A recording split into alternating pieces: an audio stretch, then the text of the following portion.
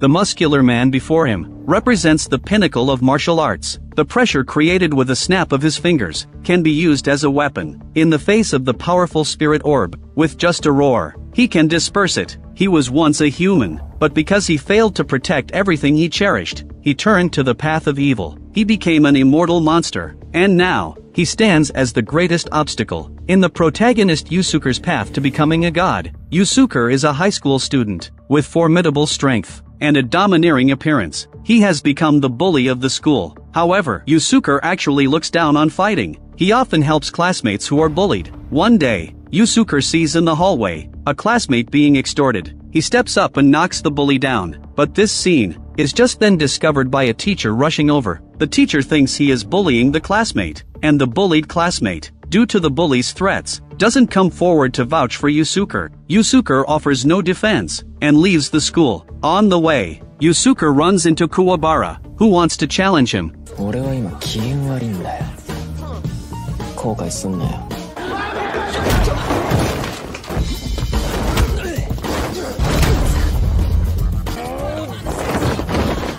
They have a fight. Yusuke heads to the snack street to buy something. Suddenly, an out-of-control truck crashes into the snack street. The vehicle barrels through recklessly, with no sign of slowing down. At this moment, a little boy stands in the middle of the street. He is about to be hit by the truck. Yusuke rushes over directly, and after pushing the boy away, Yusuke is run over by the truck. However, the next moment, Yusuke stands in place. He watched as the ambulance drives away, and realized he has turned into a ghost. The woman is named Boten. She is a guide from the spirit world. She is responsible for escorting souls to the afterlife. Yet Yusuke appears indifferent. Then, the two go to the hospital to visit the rescued boy. Yusuke saw that the child is fine, and he feels relieved. At that moment, Boten says, the spirit world is surprised by Yusuke's death. They didn't expect that he would sacrifice himself to save a child. Moreover, his lifespan isn't exhausted yet. He isn't supposed to be dead. Yusuke doesn't care about this. He only says that whether it's heaven or hell, he will accept it. However, Boten says to take him to meet the boss of the spirit world. Yusuke's interest is piqued at this, and Boten tears open a portal. The two arrive at the surface of the spirit world. They take a ferry, heading to the central city. Before long, they meet the little king of hell. Unexpectedly, Yusuke is quite bold, because when the little king says, "Don't speak recklessly," Yusuke wants to punch him. Fortunately, Boten stops Yusuke. At this moment, the little king says, initially, the human world and the demon world were connected. Humans who wandered into the demon realm would be eaten by monsters, and monsters would also invade the human world. They treated humans as food. Later, the spirit world drew a boundary between the two realms to prevent monsters from harming humans. However, a change has occurred now. The Mizoku bug, which should live in the demon realm, has appeared in the human world. The out-of-control truck driver before was infected by the Mizoku bug. Now, the little king needs a spirit world detective to investigate the source of the monsters in the human world. As long as Yusuke is willing to become a spirit detective, the little king can revive Yusuke. Initially thinking that upon hearing he could be revived, Yusuke would readily agree. But unexpectedly, Yusuke thinks for 2.5 seconds and directly refuses.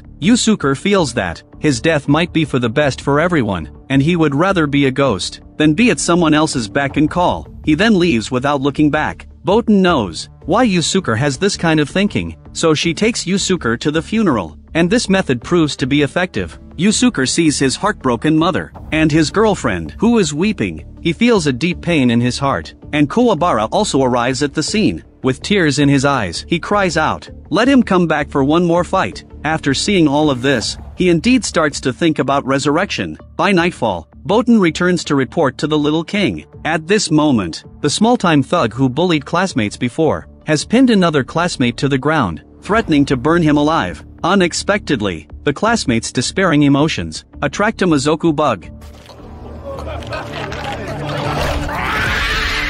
Kuwabara hears the commotion and goes over to check the situation. Suddenly, a violent explosion occurs ahead. By the time he arrives, Kuwabara saw the classmate undergoing mutation. Meanwhile, Yusuke arrived at his girlfriend Keiko's house. He wipes away the tears from her eyes. Keiko senses something and runs to Yusuke's home. At home, Yusuke's corpse has taken on a reddish hue, and his heart begins to beat. But at this moment, a fire has already spread into the house. His mother is held back by neighbors, and at this time Keiko also arrives. Hearing Yusuke's mother say, Yusuke has come back to life. Without hesitation, Keiko charges into the flames. Yusuke's spirit hears the little king's voice calling out, and he comes to this place. Yusuke just happens to see Keiko rushing in to save his body, but the flames are intense, and soon, Keiko faints from lack of oxygen. Yusuke can only feel anxious.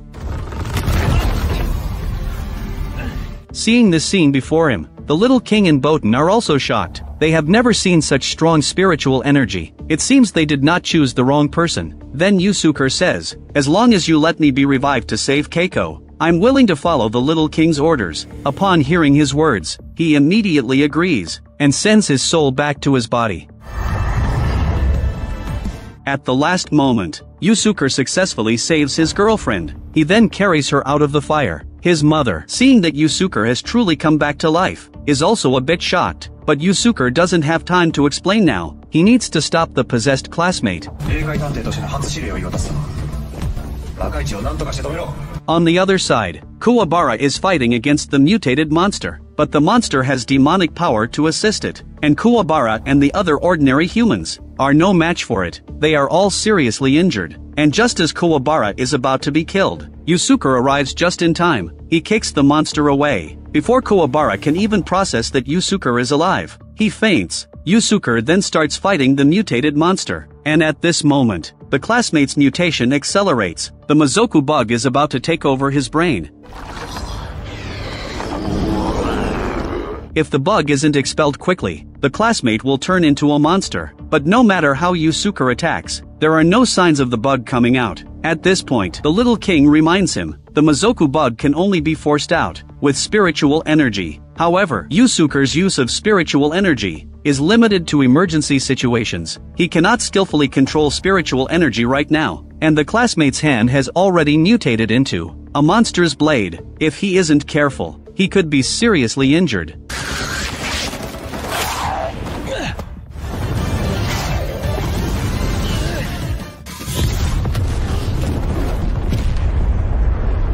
Fortunately, Yusuke learns quickly. Under the little king's guidance, he gradually adapts to the spiritual energy. Yusuke's fist is enveloped in spiritual energy. With just one strike, he forces the Mizoku bug out of the classmate's body. And so, Yusuke completed his first mission as a spirit detective. Keiko and his mother never expected that Yusuke could be revived, and Yusuke understands the love of his family. Meanwhile, the little king is worried about Yusuke's fighting style. The powerful sorcerer has become a close combat warrior, and now there's a new problem. The three great treasures of the spirit world have been stolen by the eyeless monster, which are the hungry ghost pearl that absorbs souls, the dark mirror that fulfills wishes, and the demon-slaying sword. It grants the user special abilities. However, the terrifying eyeless monster is easily dealt with by three other monsters. High sword can cut through anything. Kurama can control plants to attack targets. Gonkai is simply evil. He enjoys devouring the souls of children. They have stolen the three treasures, now expecting Yusuke to retrieve the treasures. This is indeed a bit unrealistic, so the little king can only personally teach Yusuke how to use spiritual energy. But before he could fully explain, Gonkai has already appeared in the human world. He steals the hungry ghost pearl, so he can more easily collect and consume souls. Soon, he arrived at a park, where many children are playing. A gust of wind sweeps through, and all the children's souls are sucked into the hungry ghost pearl. The children whose souls are taken are now lying in the hospital. Yusuke sees this scene, and vows to capture Gonkai to save the children's souls. At this moment, Kuwabara is also in the hospital. He visits a brother who was injured by a monster. When Kuwabara sees Yusuke, he asks what is going on. But right now, Yusuke doesn't have time to explain, and says a few words before leaving. Yusuke and Boten don't notice that Kuwabara can see the spirit guide. Boten, Kuwabara's friends only think he is having hallucinations again. Soon, Yusuke arrives at a place with many children. He prepares to wait for Gonkai here, but when monsters appear in the human world, they hide their demonic energy and transform into human forms. At this moment, a demonic wind begins to swirl around. The children fall one by one. Yusuke realizes that Gonkai has arrived. After careful observation, he successfully spots a strong man holding the hungry ghost pearl. Yusuke follows him, but the man notices he is being followed. He plans to assist Gonkai. Yusuke tracks Gonkai to an abandoned junkyard, and the hungry ghost pearl is right in front of him. Without thinking much, he intends to pick it up, but Gonkai suddenly charges from behind, throwing Yusuke several meters away. Gonkai realized that an ordinary person dares to follow him, and he instantly becomes enraged. Gonkai prepares to kill him.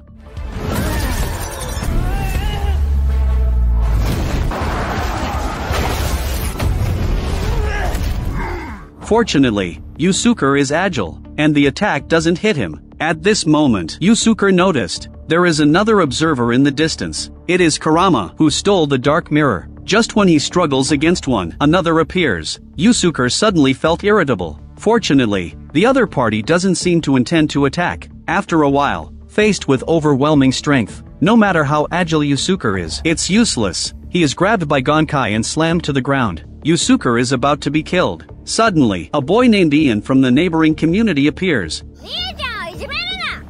Gonkai looks at the delicious child. He can't be bothered to kill Yusuke. Gonkai takes out the hungry ghost pearl, sucking Ian's soul away. He even plans to eat it. Yusuke grabs a wrench and shoves it into Gonkai's mouth. Gonkai is shot in the head, and the hungry ghost pearl loses its master, releasing all the souls. The crisis is temporarily averted. Yusuke informed Boten that Kurama was watching the entire time, but Boten doesn't know much about him, and thinks they should be cautious, because the dark mirror in his hand can fulfill any wish. Natural disasters and massacres can be realized. The dark mirror can only be used on a full moon night, but the next full moon night is fast approaching. Yusuke doesn't have much time left. However, before Yusuke can start searching, Kurama appears on his own. Yusuke follows him to the hospital. He enters the ward, but doesn't see Kurama's figure.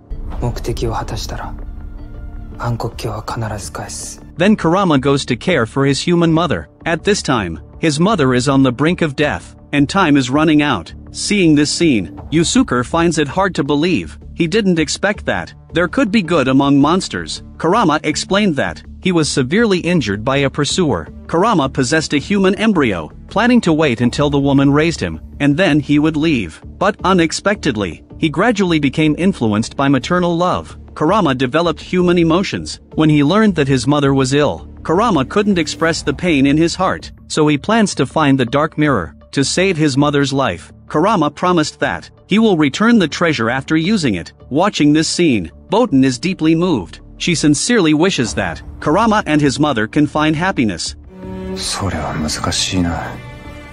At night, Yusuke arrived at Keiko's ramen shop. He wants to ask her about her views on good and evil. Keiko says, people only see Yusuke as a delinquent, smoking and drinking every day, fighting and causing trouble. But she knows that Yusuke is a good person. No matter what people say, as long as she believes someone is a good person, then he is a good person. Similarly, no matter how good people say someone is, if she thinks they are a jerk, then they are a jerk. After Yusuke hears this, he makes a certain decision. At this moment, Boten suddenly appears. She brings news that the dark mirror's effects will take place, and it will take the user's life. And tonight is the full moon night. Yusuke doesn't want Kurama to die, so he turns and runs toward the hospital. At this time, Kuwabara has been watching secretly for a long time. He suddenly appears and questions him. Aren't all monsters bad? They caused the big fire in the town, burning his brother. So Yusuke doesn't need to do anything for monsters. But Yusuke ignores his words and breaks free, heading straight for the hospital. Kuwabara follows closely behind him. At this moment, Kurama's mother approaches. The last moments of her life. He is already prepared. Kurama is willing to exchange his life for his mother's life. A black-green mist appears in the mirror and sucks him in. Yusuke rushes over and is about to dive into the mist, but Kuwabara stops him,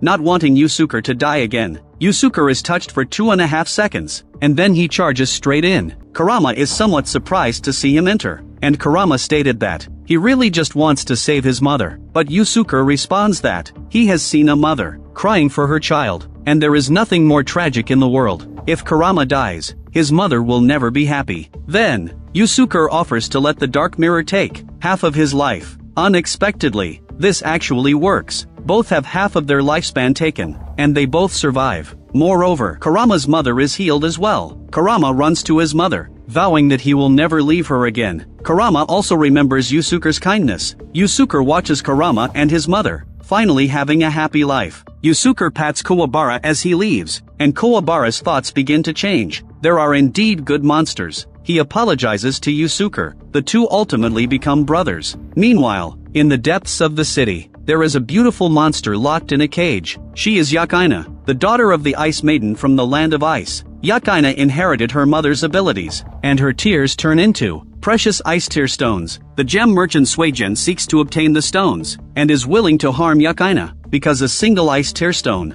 is worth more than hundreds of diamonds. Suijin only wants to get rich, so he tries every means to torment Yakaina, but he has a subordinate, who secretly helps Yakaina, because he remembers his sister, who is about Yukina's age, so he bandages Yukina's wounds, preparing to find a way to set her free. Yakaina didn't expect that a human would care about her well-being. Yakaina develops different feelings for him. Meanwhile, on Yusuke's side, the dark mirror has been retrieved, leaving only the demon-slaying sword that grants power, and the one who stole it is Hai from the Land of Ice. The Snow Woman clan originally only had females. They reproduce through self-division. Every 100 years, the Snow Woman splits to create a girl. The daughter has the same appearance and personality as the mother, but Hai's mother, the Ice Maiden, fell in love with a fire demon, giving birth to the twin siblings, Hai and Yakaina. However, male infants are a taboo in the Land of Ice, so Hai was abandoned at birth. The Ice Maiden had someone throw him off a cliff, and when she bore the twins, she shed 2 tears, which turned into 2 ice tear stones. One of those stones was placed in Hai's hand, and when Hai grew up, he learned that he had a sister. From that moment on,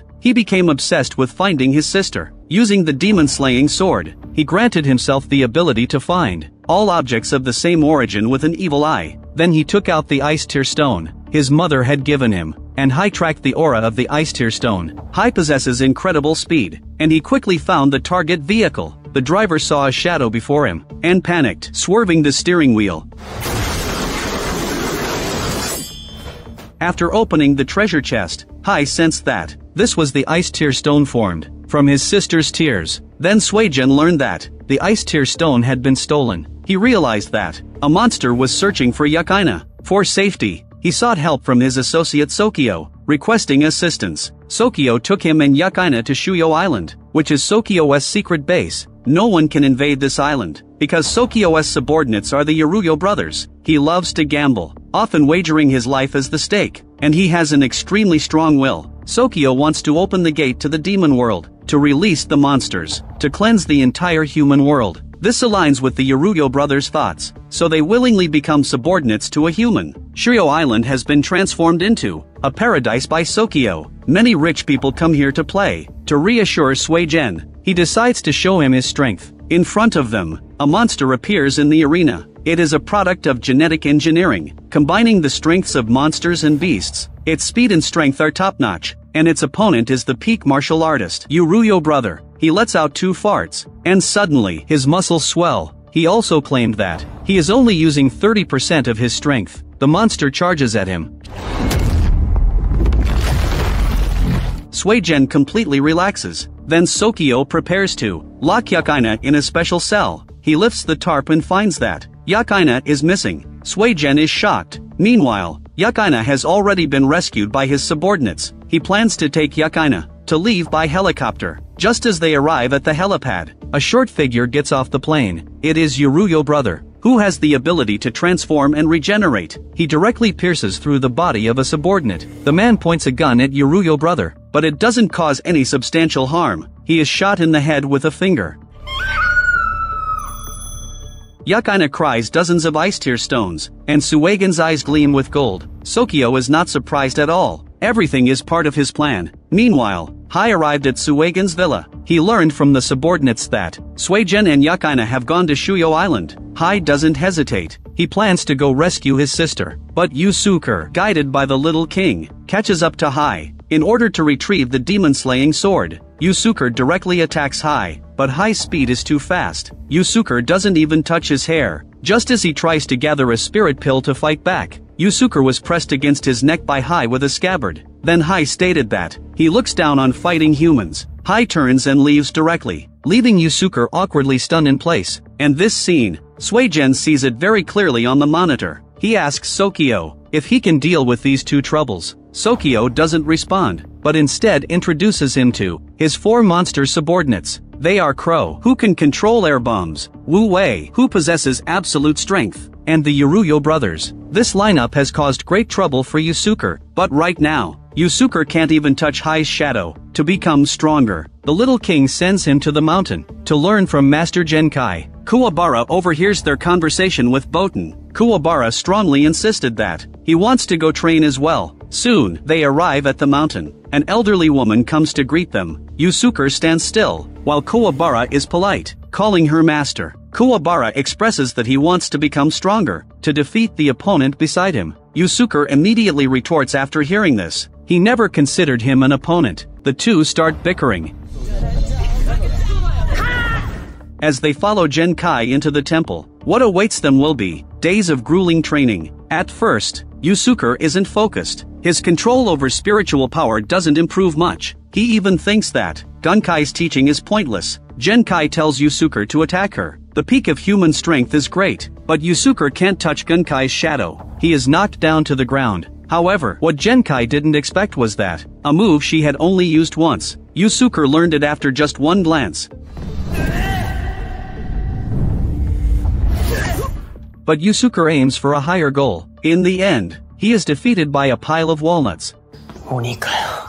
Meanwhile, in the courtyard, Kuwabara, as an ordinary person, works particularly hard. Kuwabara's goal is to split a stone in half with a wooden sword. However, he has broken dozens of wooden swords, yet it hasn't worked. But Genkai recognizes his effort. In contrast, she is particularly disappointed in Yusuke. After dozens of days of training, he has made almost no progress. Genkai thinks he is hopeless, and she asks Boten to inform the little king that relying on Yusuke is a waste of time. Meanwhile, Yusuke feels somewhat lost. He has always thought that his resurrection was only to protect Keiko and his family. He goes to the courtyard to clear his mind, and finds Kuwabara is still training. Because his brother got hurt, Kuwabara blames himself. He feels that it's his lack of strength that led to the monster hurting his brother. He also has a realistic goal, which is to surpass Yusuke. He buries his frustration and regret deep inside, clenching it tightly in his palm.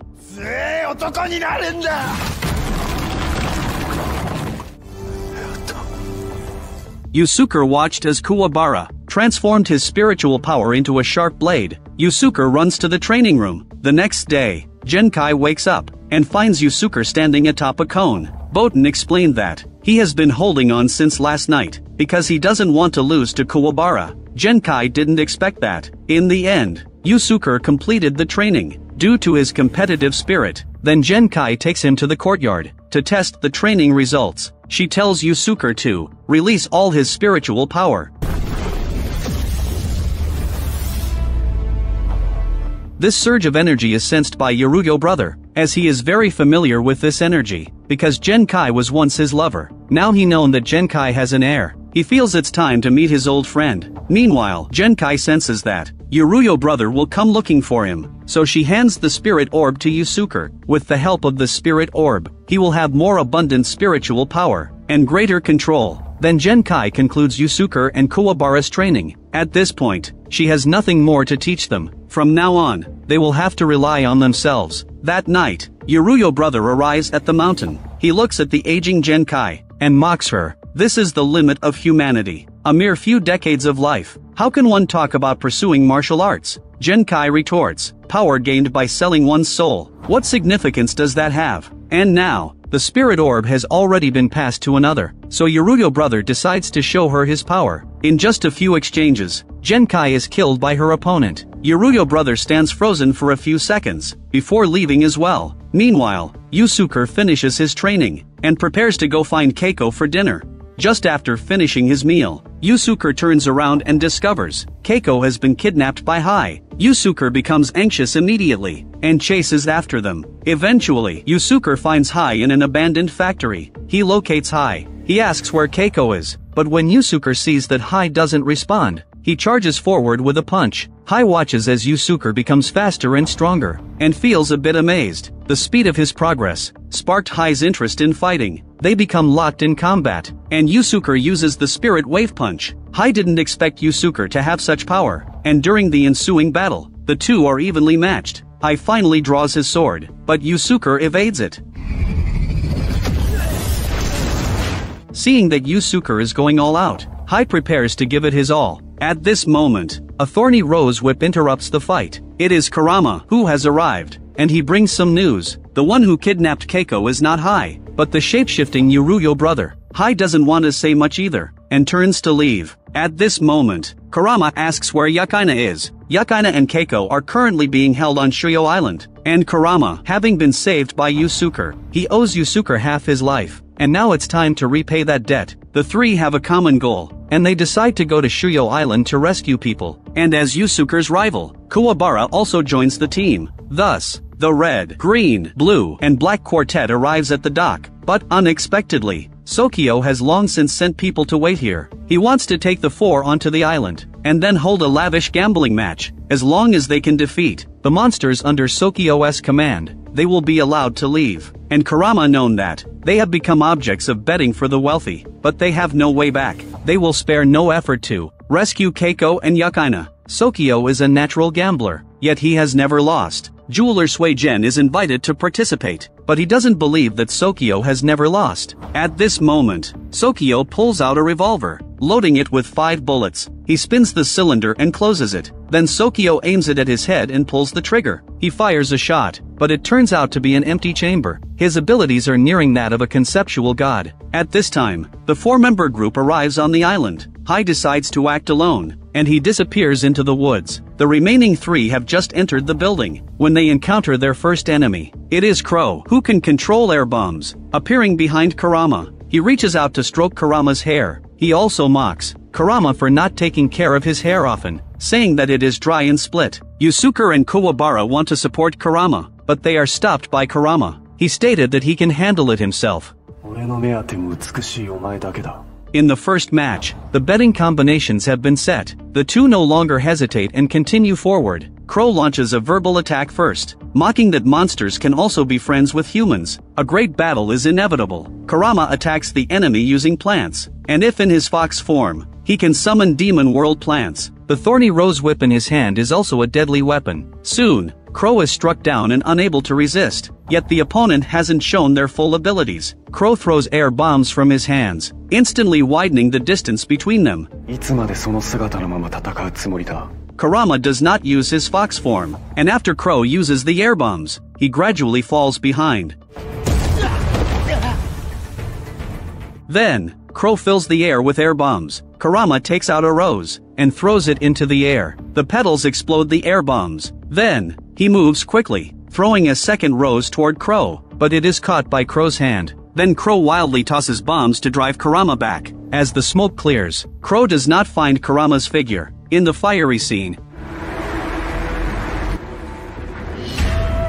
Crow becomes a bit anxious, and gathers air bombs to throw, but Kurama in his fox form is powerful. Crow can't even touch Kurama. Meanwhile, Kurama summons a demon world mimosa. The mimosa can actively attack moving targets. Kurama does not want to kill. He advises Crow not to move, if he doesn't want to die. Crow is also a monster with dignity. He cannot lose without fighting, but he still cannot escape the grasp of the mimosa. Kurama intends to kill him, if nothing unexpected happens. An unexpected event is about to occur. Kurama suddenly feels weak, and the demon energy within him rapidly dissipates. The plants around him also wither away. In fact, since he was a parasitic human embryo, he cannot freely transform into his fox form. If he forcibly changes into a fox, his demon energy will be consumed more quickly. Crow seizes the opportunity to break free, and throws a bomb. sending Kurama back to his human form. Then he launches a fierce attack. Kurama also changes his strategy. Ignoring the threat of bombs, Kurama charges toward Crow. He grabs Crow's hand, but he is still knocked away by Crow. Kurama loses his combat ability, and Crow begins to show off. He claims he will leave Kurama with a whole corpse, especially his beautiful face. Then Crow mocks, "Did you charge at me because you were injured?"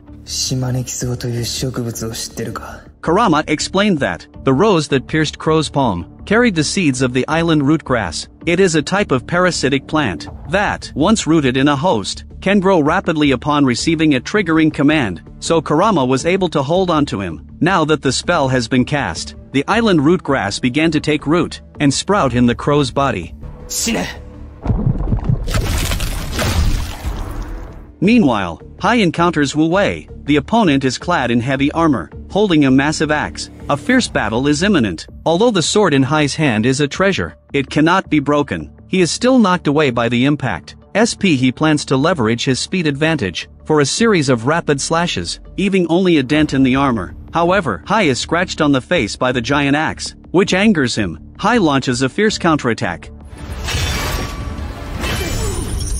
and Wu Wei's heavy armor is shredded. At this moment, Wu Wei says he intends to use all of his strength. It turned out that his armor serves as a limitation. Once removed, his physical and demon powers will increase. Hai plans to attack the opponent's flesh, his superb sword skills, but unexpectedly, the collision between the sword and flesh leaves his hand numb. At this moment, Wu Wei's punches can compress the air. He unleashes his full power,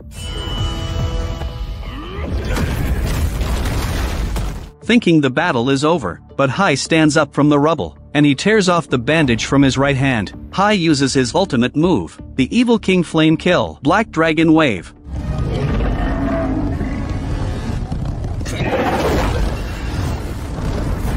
Wu Wei has no power to counter it, and he is burned to a crisp. Wu Wei begs Hai to kill him, because he was first defeated by Yaruyo brother, and now he is lost to Hai as well. He feels there is no need to live anymore. Hai ignores him, and walks straight away. After all, he doesn't like being told what to do. Sokyo's two underlings have lost, and the angriest is Suijin, because Hai had previously wanted to kill him, so he bets 10 billion. Suijin bets that Hai will lose. Not only did he fail to kill Hai, but he also lost his money. At this time, in the cell, Keiko pretends to have a stomach ache to attract the guards. Then she uses the wrestling technique Yusuke taught her, and knocks the guard unconscious. Next, she opens Yukina's cell door. Keiko wants to take her away, but Yukina says she cannot leave. Someone tried to save her before, but he was killed by Sokyo's men. Keiko says she isn't afraid. After hearing this, Yukina is very touched. Yukina decides to follow her and leave. Meanwhile, Yusuke and Kuwabara split up to act. Kuwabara is getting closer to Keiko's location, but Keiko thinks he is a guard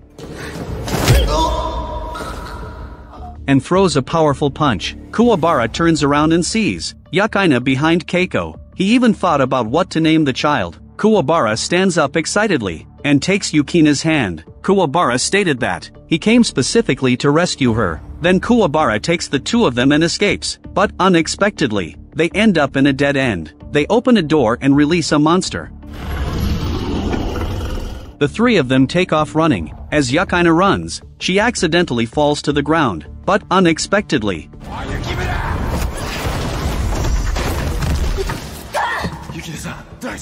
the three end up maneuvering in a warehouse. Kuwabara distracts the monster so the two can go first. Then Keiko thinks of a way to block the monster with a rolling door. At the last moment as the door is closing, he successfully makes it inside. Kuwabara turns and encounters Yaruyo brother, who can freely change his form. Ad possesses a twisted regeneration ability. Kuwabara's battle against him is challenging. The two women are about to be attacked by each other. Kuwabara's spirit sword is activated. He slices Yaruyo brother into pieces, but the opponent possesses immortality. Yaruyo brother is not in a hurry to kill Kuwabara. He wants to enjoy the fight. Yaruyo brother shoots out a finger, hitting Kuwabara in the shoulder. After Kuwabara cuts it with his spirit sword, he realized that the opponent cannot die. Kuwabara can only run while continuously slicing at the opponent's body to buy some time. Meanwhile, Yusuke arrived at the arena. Above is the lounge where the wealthy watch the battle. Sokyo says, as long as he wins this fight, he will release Keiko.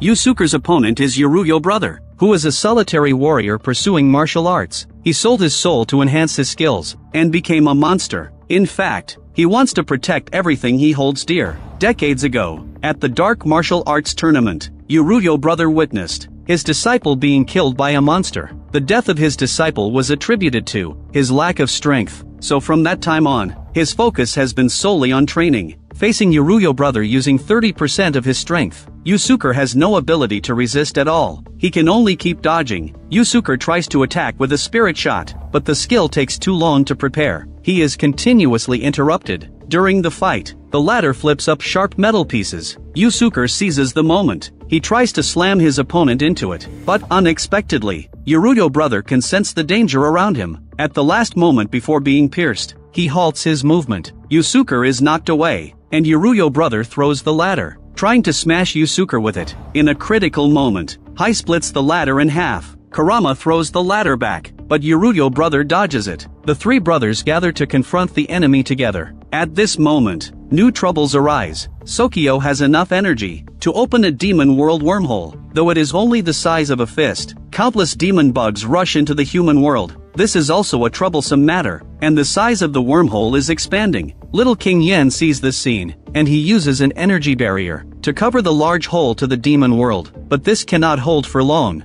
so Little King Yen seeks out Sokio, but unexpectedly, the other party proposes a bet. If Yusuke can defeat Yuruyo brother, Sokio will close the wormhole and end his own life. Otherwise, Little King Yen will have to open the barrier, and the entire human world will be engulfed in flames. Little King Yen has no choice. He has to agree. As Yuruyo brother faces the three-man assault, he remains completely unfazed. Yuruyo brother still uses 30% of his strength. The three of them cannot gain the upper hand. During the fight, Yusuke finally finds an opportunity. Osing the recoil of the spirit shot, he slams Yuruyo brother onto the spikes. Then Yusuke charges up for an attack, but when the smoke clears, Yuruyo brother is unharmed, and his wounds have already healed. Meanwhile, Kuwabara and his group are being chased by Yuruyo brother. They also arrived at the arena. Just as they open the door, they happen to see Yusuke being knocked away. At this moment, Yuruyo brother lands beside his younger brother. Looking at the fallen figures, he sneers. Huankai really died for nothing. At this time, the group still doesn't know that Huankai was killed by Yuruyo brother. So Yuruyo brother tells a story, using a transformed watch to perform a puppet show. Decades ago, there was a pair of lovers who trained martial arts together. They loved each other deeply and progressed together. But as time passed, the woman aged quickly, and the man, in pursuit of martial arts, chose to sell his soul and became a monster. Later, the woman passed her techniques and treasures to her disciple. He challenged the man, and that's how Huankai was killed by Yuruyo brother. Yusuke and Kuwabara are enraged upon hearing this news. They are extremely furious, but what happens next is beyond everyone's expectations. No one anticipated it. Yuruyo brother thinks his brother is a nuisance, and directly lifts him up. His brother mocks him for selling his soul too. Yuruyo brother believes that he has never sold his honor. He has always been devoted to pursuing strength, loyal to his own beliefs and pursuits. At this moment, Kuwabara summons his spirit sword and slashes at Yuruyo brother, but such an attack is completely ineffective. Yuruyo brother thinks Huankai's disciple is too weak. Huankai protected them with his life. It was all for nothing. As he says this, he prepares to stomp on Kuwabara, but this also awakens Yusuke's potential. Spirit energy envelopes Yusuke's entire body. Every punch and kick carries immense power.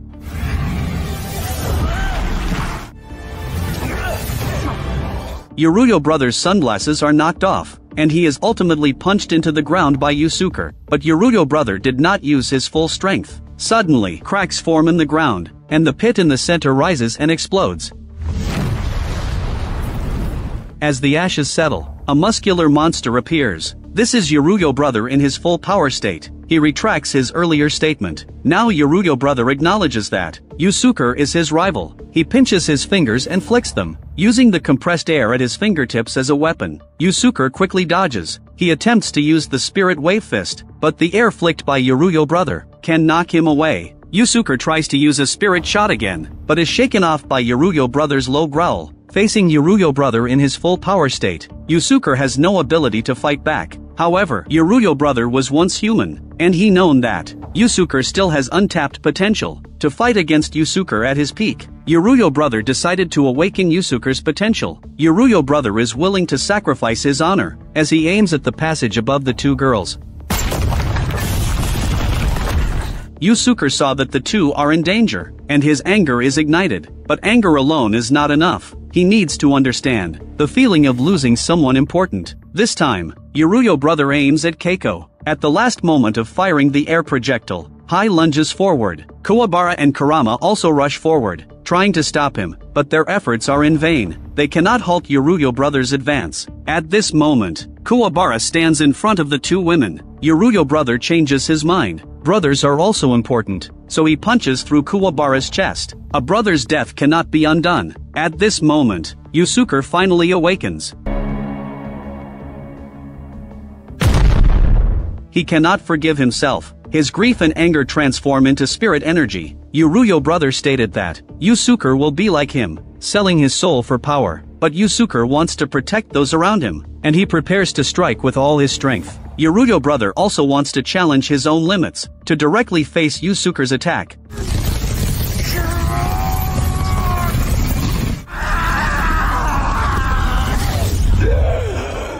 Although Yuruyo brother takes the hit, his muscles are destroyed. At the last moment, he understands the power of friendship. Yusuke wins the final battle, and Kuwabara is revived by Yukaina. In the end, Hai returns the demon-slaying sword. Sokyo also fulfills the bet, and closes the wormhole. The crisis is temporarily averted. Yuruyo brother's soul demands to go to the harshest hell. He failed to protect his disciple, falling into the path of demons, and killing Huan Kai. He must atone for his actions, for 10,000 years, enduring all suffering. On the way to the underworld, Yuruyo brother encounters Huan Kai. Huan Kai known that he will choose this path. Yuruyo brother doesn't reminisce. He only reminds Huan Kai to tell little King Yin to take good care of Yusuke, otherwise he will meet the same fate. They brush past each other. Yuruyo brother takes off his sunglasses and glances at Huan Kai. Then he walks toward the underworld. Meanwhile, Yukaina finds Hai and asks Hai if he is her brother, but the cost of using the evil eye is that he cannot recognize his sister. So Hai can only said that he is a friend of her brother. But this ending isn't bad either. The group becomes good friends, and they board the boat home. The story ends here. Yu Yu Hakusho is adapted from the same named anime. This is a childhood memory for many older children. In terms of action scenes, this adaptation can be considered excellent. However, the casting aspect seems not very successful, but this is an adaptation, so it's already quite good to achieve this. They certainly spent money on the special effects, with a high fidelity to the abilities. 5 episodes feel a bit short, as the content has been compressed, and many plot points have been omitted. Some classic scenes have not been recreated, and there is a downside. The live-action version doesn't capture the essence of the characters. For example, Sokyo believes in nihilism, and Yuruyo brother is filled with regret. The spirit and purity of Boten, and many other characters are not faithfully represented. In terms of casting and character traits, there are shortcomings. The intricate psychological interactions between characters are lost. In the end of the series, the main cast becomes a cohesive unit, but the conditions for mutual trust feel insufficient. However, for viewers who haven't read the original, the viewing experience is quite good. After all, the live-action version is not only aimed at fans of the original. If you enjoy my channel, please subscribe to my channel. Your support is the greatest encouragement to me.